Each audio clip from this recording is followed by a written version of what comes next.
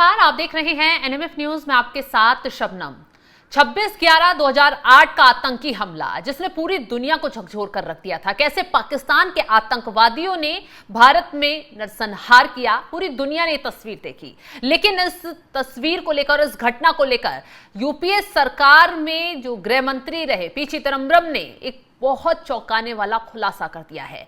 जो कांग्रेस अभी तक मोदी सरकार पर इस सवाल उठाती है कि आपने पाकिस्तान पर हमला किया, कितने फाइटर जेट उसके गिराए, कितने आतंकी मारे गए, उसका आंकड़ा दीजिए। उस कांग्रेस के राज में क्या हुआ इस मुंबई आतंकी हमले को लेकर आप जरा सुन लीजिए। पी चिदम्बरम कहते नजर आ रहे हैं कि जब 26/11 आतंकी हमला हुआ तो मेरे मन में पाकिस्तान पर पलटवार करने की पूरी योजना थी, लेकिन अमेरिकी विदेश मंत्री भारत आती हैं, यहां प्रधानमंत्री से मुलाकात करती हैं और उसके बाद अमेरिका के दबाव में भारत ने पाकिस्तान पर सैन्य कार्रवाई नहीं की, पूरी तरह से सैन्य कार्रवाई करने से रोक दिया गया। आज इसी पर चर्चा करेंगे। चर्चा के लिए हमारे साथ जुड़े हुए हैं वरिष्ठ पत्रकार पंकज प्रसून जी। पंकज जी, पी चिदम्बरम का बहुत बड़ा खुलासा सामने आ गया है 26/11 आतंकी हमले को लेकर कि कैसे भारतीय यूपीए की सरकार में पाकिस्तान से बदला लेने के लिए कैसे सेना को भी रोका गया, कैसे अपने मंत्रियों को भी रोका गया, और वो मोदी सरकार पर सवाल उठाते हैं। नहीं, चिदम्बरम आज बहुत बड़ा खुलासा कर रहे हैं। कोई बड़ा नहीं है।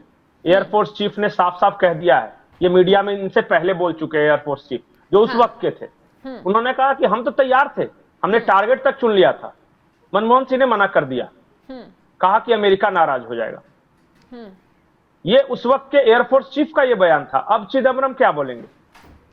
लेकिन ये तो बहुत बड़ी हिम्मत है ना कि अपनी सरकार के खिलाफ जो उस वक्त रही और कांग्रेसियों के खिलाफ खुलासा कर रहे हैं। वो कांग्रेस जो मोदी सरकार को घेर रही है, अभी हाल ही में जो ऑपरेशन सिंदूर चलाया उसको लेकर। ये आदमी उस वक्त क्यों नहीं बोला? उस वक्त क्यों चुप रहा? अब इसको लग रहा है कि कांग्रेस सत्ता में नहीं है तो कहीं दूसरा, अब बुढ़ापा आ गया, केस वेस चल रहे हैं तो चलो कुछ भी बोल देते हैं। इस वक्त उस वक्त क्यों नहीं बोला? और ये भारत में, अच्छा एक बात बताइए शबनम, भारत में ये रॉकेट साइंस है क्या समझना कि यूपीए की सरकार में हर शहरों में बम धमाके हो रहे थे, हर शहर में। सूरत में बम धमाका हुआ, अहमदाबाद में बम धमाका हुआ, वाराणसी में बम धमाका हुआ, लखनऊ में, कोई भी ऐसा शहर भारत का बताइए जहां नहीं हुआ। मुंबई में, दिल्ली में, कहां नहीं हुआ था उसमें? इन सारे बम धमाकों में किसी में एक में भी कोई कार्रवाई की हो तो बताइए, किसी भी तरह की। अपने यहां के मुसलमान लड़कों को कांग्रेस ने पकड़ पकड़ के जेल में डाल दिया था, जबकि हकीकत यह थी कि वो सारे बम धमाके पाकिस्तान करवा रहा था। यहां वो हैंडलर्स वो थे, यहां सिर्फ स्लीपिंग सेल्स थे वो। तो फिर क्यों नहीं कार्रवाई की जाती थी? जो आप सवाल उठा रहे हैं, जब शशि थरूर ने यही बात विदेश में जाकर कही तो चिढ़ गए, उन्हीं के खिलाफ बोलने लग गए। यही बात तो मैं बोल रहा हूं ना, अक्ल के अंदर समझो कि क्या सरकार चल रही थी। सोनिया गांधी सरकार थी और मनमोहन सिंह उसका एक मुखौटा था। ये बहुत ईमानदार आदमी है, कम बोलता है, और उसके बाद सारा काम इधर से हो रहा था। हम उस वक्त टेलीविजन पे क्या पता है विज्ञापन क्या आते थे शबनम, आप शायद बच्चा होंगे उस वक्त। बाजार में किसी भी अनजान वस्तु को न छुए, उसमें बम हो सकता है। अब ये काहे नहीं विज्ञापन आता? क्या हो गया? वस्तुओं से दूर रहे, इस तरीके के। हाँ, ट्रेन में आते थे कि नहीं आते थे? हाँ, कि कोई सामान अगर किसी का पड़ा मिलता है तो उसे ना छुए, बम भी हो सकता है, इस तरीके के विज्ञापन ये आते थे। अब कहीं इस देश में बम धमाके होते हैं उस तरह से? हर शहर में नहीं होते। अब इस तरह के विज्ञापन आते हैं?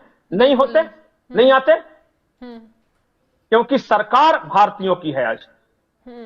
और उस वक्त सरकार, नटवर सिंह ने क्या कहा था? नटवर सिंह कांग्रेस के विदेश मंत्री थे। उन्होंने अपने बयान में कहा था कि यूपीए के हर मंत्रालय में, सरकार के हर हिस्से में सीआईए मौजूद था। नटवर सिंह ने कहा, अमेरिका का हाथ था।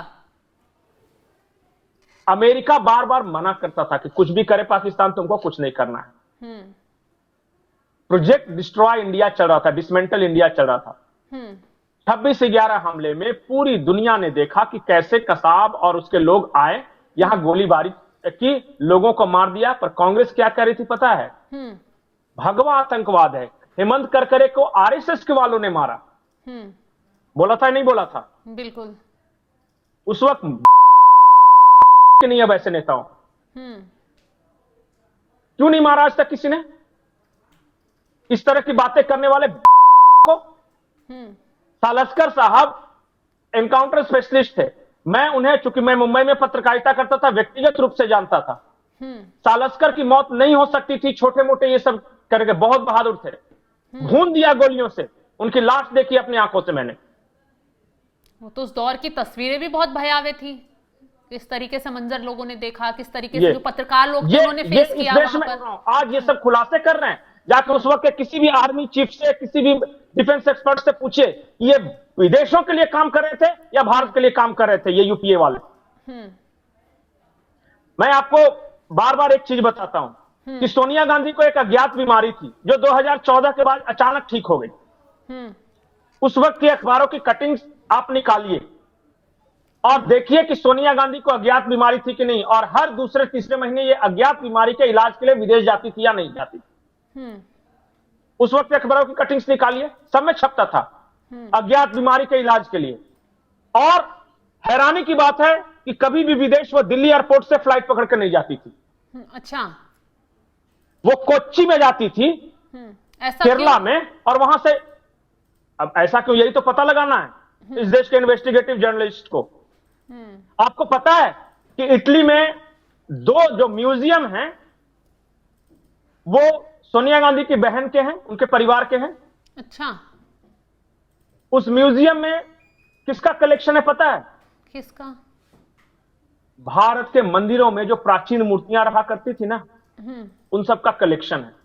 उस वक्त की फिर से अखबार की एक कटिंग निकाल कर देखिए और आपको बहुत सारी खबरें मिलेगी कि फलाने मंदिर से ये मूर्ति चोरी हो गई, फलाने मंदिर से 5000 साल पुरानी मूर्ति चोरी हो गई, ये हो गई। आप पता कीजिए ना, मैं तो पागल आदमी हूं, मैं तो कुछ भी बोलता हूं, लेकिन आप उस वक्त की अखबारों की कटिंग्स, उस वक्त मीडिया की रिपोर्ट ये पढ़िए ना। उस वक्त माफिया राज चल रहा था इस देश में। तो ये तो वाकई में चौंकाने वाली बात है। आज जब वार पलटवार होता है, पाकिस्तान को ईंट का जवाब पत्थर से दिया जाता है, तो ये कांग्रेसी बौखलाने खड़े हो जाते हैं। कहते हैं कि शर्म लोग कहते हैं कि सबूत दिखाओ। पहली बार जब हमारे जवानों ने सर्जिकल स्ट्राइक किया, मिलिट्री ने प्रेस कॉन्फ्रेंस किया, सरकार या नेता ने नहीं, आर्मी ने प्रेस कॉन्फ्रेंस किया, तो इन्होंने कहा, इन्होंने क्या किया, सर्जिकल स्ट्राइक है, सर्जिकल स्ट्राइक ने सर्जिकल स्ट्राइक है। बालाकोट जब किया, हमारे एयरफोर्स ने तो कहा सबूत दिखाओ, खाली पेड़ और कौवे गिरे हैं। अभी भी तो विमान गिरने के सबूत मांग रहे थे कि बताओ कितने विमान गिरा है, ये नहीं मान रहे थे कि कितने। अब बताइए किस हद तक बेशर्म है। और फिर भी इस देश में ऐसे लोगों को भी वोट मिलता है। बहुत ताजा मामला है, अभी एशिया कप चल रहा था, हमारा टीम का कप्तान है ये सूर्य यादव। हाँ, इसने क्या किया कि हाथ मिलाने से मना कर दिया था पाकिस्तानी खिलाड़ियों से, और सारा देश के सपोर्ट में अपने देश का एक नेता सौरभ भारद्वाज इसको गाली दे रहा है लिटरली प्रेस कॉन्फ्रेंस में कि सूर्या यादव, अगर तुम इतने ही बड़े देशभक्त हो तो अपने मैच फीस का एक हिस्सा आर्मी उन शहीदों के लिए दे दो जो पहलगांव में मारे गए थे। बोला है कि नहीं आम आदमी पार्टी वाले ने? सूर्य कुमार यादव ने डोनेट कर दिया कि लो भाई, आर्मी को डोनेट किया। इस देश ने कैसे कैसे विष पाल रखे हैं ना। एक किताब है the snakes in the Ganges, Hindi में गंगा में सांप, वो पढ़िएगा। हाँ। ये वामपंथी गिरोह, ये कांग्रेस का इकोसिस्टम, ये इस तरह के गद्दार, ये फोर्ड फाउंडेशन, ये रॉक, मैं तो ये हैरान हूं कि उस वक्त जिस तरह की सरकार चल रही थी ना, कोई भी ऐसा विभाग नहीं था जहां घपले घोटाले की खबर नहीं थी, कोई भी, नॉट इवन सिंगल, एक भी ऐसा मंत्रालय नहीं था जिसमें घोटाला नहीं था। आप नाम लीजिए, मैं घोटाले का नाम लूंगा। तो यही वजह, आज यही नौबत है ना, कांग्रेस कहां कर खड़ी हो गई है। जो देश की सबसे पुरानी पार्टी, 70 साल राज किया, कांग्रेस की हालत आज देखिए क्या हो गई है। जब भी कांग्रेस से काम का हिसाब मांगिए ना, तो वो सेकुलरिज्म, मुसलमान, भाषा भाषी, ईसाई हिंदू, सिख हिंदू, ये सब करने लगती है। ये जातिगत जनगणना, ये सब बात करेगी। आज किसी भी कांग्रेसी से आप बात कर लिए, बोले कि आप हिमाचल में कैसा काम कर रहे हैं, कर्नाटक में डेवलपमेंट वर्क क्या हुआ, तेलंगाना में क्या हुआ, वो बोलेंगे कि ये सब छोड़ो, पहले तो संविधान खतरे में।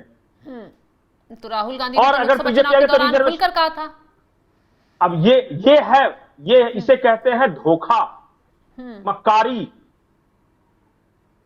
इन लोगों ने इस देश के मुसलमानों को बलि का बकरा समझ रखा है। सीटें जीती भी तो थी, कुछ तो जनता को नहीं, भरोसा होगा ना। अरे भाई साहब, ये भी बहुत बड़ा भ्रम है। हाँ। पिछली बार कांग्रेस को कितनी सीटें थी इससे पहले 2019 में? 56। 56 से 99 हुई। अब बताइए कितनी पार्टियों को जोड़ा। अब जो पता है, स्टालिन आ गए तमिलनाडु में, पता चला कि तेजस्वी, तो तेज प्रताप, ये अखिलेश यादव, फारूक अब्दुल्ला, ये अरविंद केजरीवाल, और 25 को पार्टी जोड़ लिया और अपना सीट बढ़ा लिया इन पार्टियों की बदौलत। और शोर ऐसे मचाया जैसे कि यह कांग्रेस की लहर थी। कितनी पार्टियां जोड़ी थी कांग्रेस ने? इंडिया गठबंधन। अगर अब बताइए, यहां भी झारखंड में हेमंत सोरेन थे, बिहार में तेजस्वी यादव थे, इतने सारे पार्टियों को जोड़ा तब इनकी सीट बढ़ी, इंडिया नाम दिया तब। 2019 वाले समीकरण में जो इनके साथ थे उनके साथ फिर लड़ जाते तो यही 55 ज्यादा 60 हो जाता। स्थिति वही है, वो नैरेटिव है उनका, एक इकोसिस्टम है जो आपको बताता है कि बहुत बड़े सफल हो गए। और इनका 1-2% फायदा क्या किया पता है? इन लोगों ने कह दिया कि संविधान खतरे में है और रिजर्वेशन खत्म हो जाएगा इस सब जगह। तो जो लोग बेचारे रिमोट एरिया में रहते हैं, जो गरीब हैं, जो बहुत ज्यादा बात नहीं समझते हैं, जज्बाती जो हैं, जो मैंने आपको बताया ना, जज्बाती लोग, उसमें मुसलमान तो ऑब्वियसली देता ही है कि भाई चलो बीजेपी को हराना है तो दे दे। उसको थोड़ी ना पता है कि हम मेरे लिए क्या किया। ये सवाल आज तक किसी ने नहीं पूछा। तो इस तरह के लोगों को ये वोट कलेक्ट करते हैं। पंकज जी, अब जिस तरीके से चिदम्बरम खुलासा कर रहे हैं, मैं आपको एक बात और बताऊं। हाँ। ये जो आई लव मोहम्मद वाला कैंपेन चल रहा है ना, ये हर शहर में, ये नेचुरल नहीं। इसके पीछे की तहकीकात करके पता लगाइए। मैं बहुत बड़ा इंटरेस्टिंग बात है ये, और मैं आपको बताऊंगा ये किसी सवाल वीडियो तो ये उठ रहा है ना कि बीजेपी शासित राज्यों में क्यों हो रहे हैं, या कांग्रेस की नहीं, सरकार है हर जगह, और हर जगह एक ही तरीके का हो रहा है, कोऑर्डिनेटेड है ये। नेचुरल नहीं करता। नेचुरल आम इंसान नहीं इन सब चीजों। वो सुबह उठेगा, अपना घर देगा, ऑफिस जाएगा, ऑफिस आएगा, ये सब करके इस सब चीजों में उलझा हुआ है। ये हर शहर में जो करवाया जा रहा है, ये कोऑर्डिनेटेड है और इसके पीछे बहुत गहरी साजिश है। खैर, जांच चल रही है उसकी भी। तो ये कांग्रेस, मैं ये बताना चाह रहा था, मैं ये बता, कांग्रेस ये है। एक शिवराज पाटिल थे गृह मंत्री, वो जब भी कहीं बम धमाके हो ना, तो वो कपड़े बदल बदल के जाते थे। उनके कपड़ों की ज्यादा चर्चा होती थी कि एक जगह बम विस्फोट, एक एरिया में स्पॉट पे गए तो व्हाइट शेरवानी पहन के, तो दूसरी जगह गए तो ब्लैक शेरवानी। वस्त्र मंत्री उनको बोला गया था। ये हाल था उस समय देश का। तो उस दौरान तो उन्होंने जिम्मेदारी लेते हुए इस्तीफा भी तो दे दिया था। अरे इस्तीफा दिया नहीं, दिलवाया गया था। मैडम माया ने दिलवाया था। अब ये मत पूछिएगा कि वो कौन है, वो दर्शक समझ लें। लेकिन पंकज जी, इस टाइम पर यह खुलासा करना, बीजेपी भी सवाल उठा रही है कि अब ऐसा क्या हो गया अचानक चिदम्बरम जी ये सवाल उठा रहे हैं, जवाब दे रहे हैं, बोल रहे हैं। कुछ तो कांग्रेस में चल रहा होगा ना। देखिए, चिदम्बरम बहुत वरिष्ठ आदमी है, 80 साल के आसपास हो गए। राहुल गांधी वाली टीम में एडजस्ट नहीं कर पा रहे। हाँ। तो इसलिए अब खुलासे कर रहे। कांग्रेस के अंदर की भी पॉलिटिक्स है एक इन सारे खुलासों में। लेकिन मैं देश के दर्शकों से यह भी कहता हूं कि हैरान मत होइए। ये होता था, ये आपको पता है। उस समय इतनी स्थिति खराब थी, इतनी स्थिति खराब थी कि भारत की इकोनॉमी फ्रेजाइल 5 थी। फ्रेजाइल 5, 5 सबसे खराब अर्थव्यवस्थाओं में उस वक्त। ये फ्रेजाइल 5 टर्म हमने नहीं दिया है, ये वर्ल्ड बैंक ने दिया था। आज फ्रेजाइल 5 से टॉप 5 आए हैं। चलिए, तो सही कहा आपने। ये है अर्थव्यवस्था, सिक्योरिटी, किसी भी लिहाज से आप देख लीजिए। चलिए, तो तमाम जानकारी देने के लिए पंकज जी बहुत बहुत शुक्रिया। तो कांग्रेस की परतें कैसे ही एक कांग्रेसी ने ही खोलकर रख दी हैं, वो देखा आपने कि कांग्रेस अपने राज में क्या कुछ कर रही थी, कैसे उस पर पर्दा डाला गया, कैसे सेना को उस वक्त रोका गया, कैसे अपने नेताओं की जुबान पर ताला डाला गया। ये अब कांग्रेस नेता ही खुलकर खुलासा कर रहे हैं। जो कांग्रेसी, खासकर गांधी परिवार के लोग, प्रधानमंत्री मोदी जब एक्शन लेते हैं, भारतीय सेना जब पाकिस्तान के खिलाफ एक्शन लेती है, तो कैसे सवाल उठाती है, वही कांग्रेस अब फंसती हुई नजर आ रही है। फिलहाल चिदम्बरम ने जो खुलासा किया है, उस खुलासे को लेकर आपकी राय क्या है, कमेंट बॉक्स में जरूर बताइएगा। तमाम बड़ी खबरों की अपडेट के लिए आप हमारे साथ जुड़े रहें। नमस्कार।